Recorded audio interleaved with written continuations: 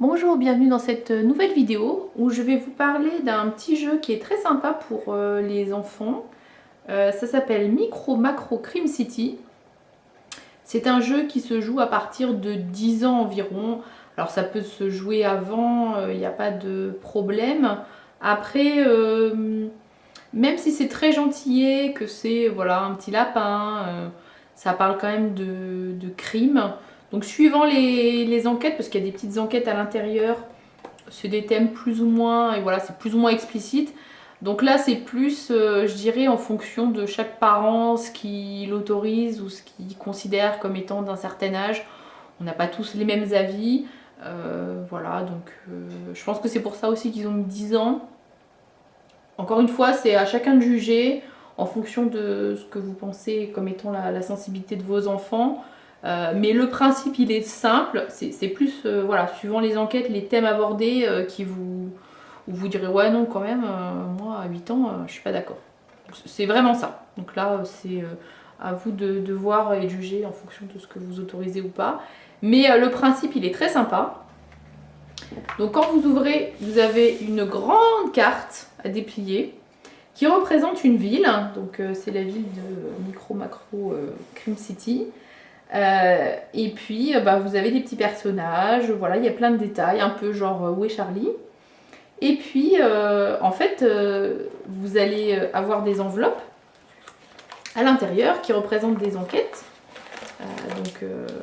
C'est avec différents niveaux de difficulté aussi. Il y a des étoiles, vous voyez par exemple celle-là, Carnaval, c'est 5 étoiles. Il y a une enquête d'initiation pour vous expliquer vraiment la règle du jeu, mais qui est simple. Et puis vous avez une petite loupe aussi pour pouvoir faire des zooms sur des détails, parce que il va falloir observer le plan de la ville.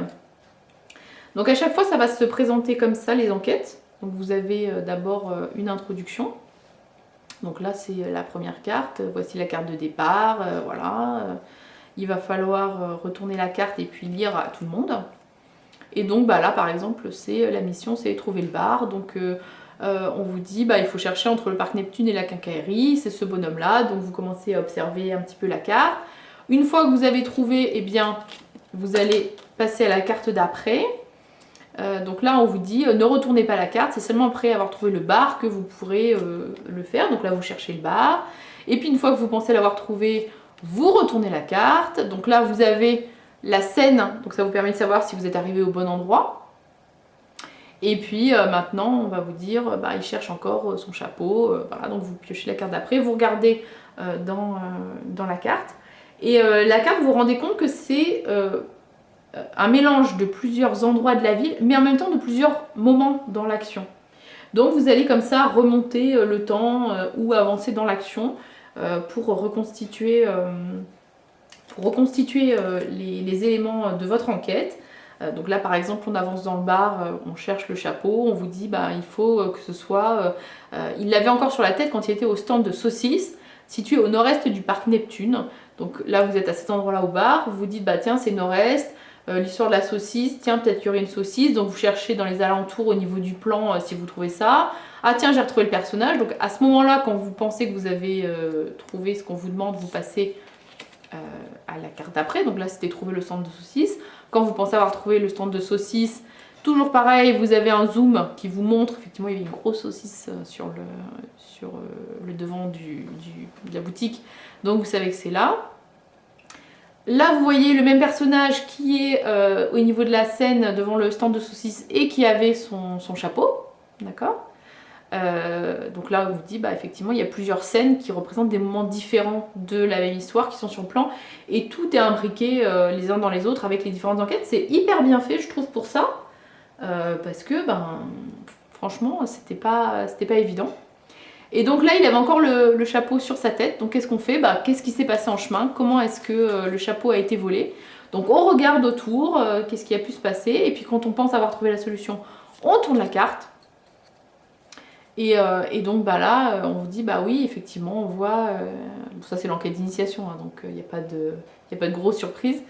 On voit qu'en fait, il y a des petits enfants qui sont juste devant. Et puis il y en a un qui est sur un arbre avec une canne à pêche et qui va du coup bah, en profiter pour prendre son chapeau.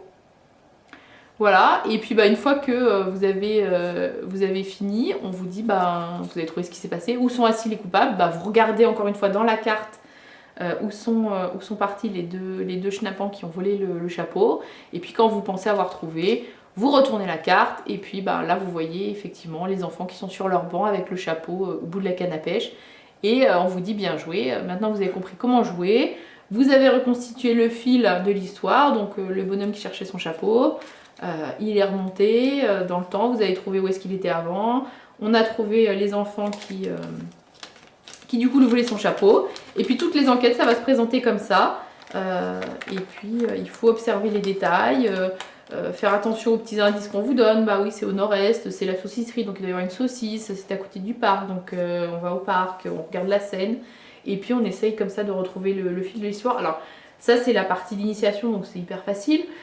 Au fur et à mesure vous avez quand même une graduation, avec les 5 étoiles, elles sont quand même pas évidentes, et puis il y a plus de scènes à reconstituer. Voilà, c'est un jeu qui a bien plu aux enfants. C'est quand même dans la catégorie, encore une fois qu'on a fait toutes les enquêtes, voilà, on peut vendre le jeu ou le passer à un copain. Mais on va pas rejouer à ce jeu-là. Mais ils ont quand même pris un petit peu de temps pour le faire. Je trouve que c'est vraiment un concept qui est très bien fait. D'ailleurs, ça a gagné un prix, je sais plus lequel. Je sais plus si c'est l'As d'Or ou le Spiel des Jahres, mais il me semble que ça a gagné un prix l'année dernière.